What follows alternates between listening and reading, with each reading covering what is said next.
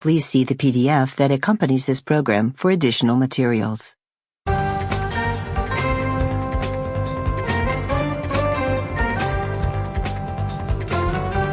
Simon & Schuster Audio presents Every Tool's a Hammer. Life is What You Make It by Adam Savage.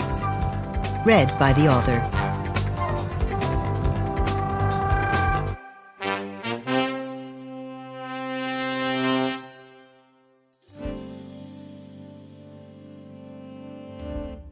Introduction. Making is more than the physical act of building. It's dancing, it's sewing, it's cooking, it's writing songs, it's silkscreening.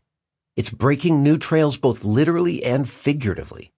Making, as my friend Andrew Coy, the former White House senior advisor for making under President Obama, says, is simply a new name for one of the oldest human endeavors, creation. Making things has driven me ever since I can remember. It's also been my employment forever, or nearly so. First, as a jack of all trades in the theater scene in New York and San Francisco in the mid-'80s and early '90s, then as a model maker for commercials and movies, and finally for a solid 14-year stretch as a producer, science communicator, and serial blower-upper of things on Mythbusters. When people who've achieved some public success write about their lives, often their experiences get charted like a purposeful linear climb up a mountain toward a summit of achievement. There's often the perception that all of that person's life was driven towards some goal, either by fate or personal ambition. Whether it's winning an Olympic medal or founding a Fortune 500 company or going to the moon, the story always seems to arc in the same way. Life stories always look like straight lines from the vantage point of looking back, but precious few really are. My story certainly isn't. My story is more of a path with many forks. There was a general direction I wanted to head and a vague sense of where I wanted to end up.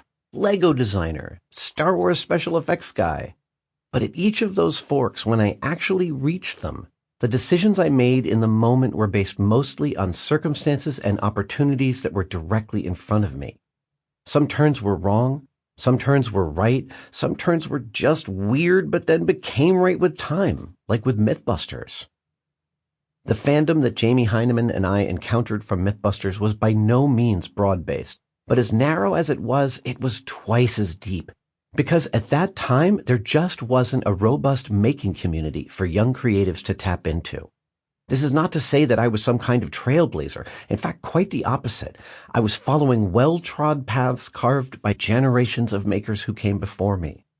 But I think one of the reasons the show became so Sample complete. Ready to continue?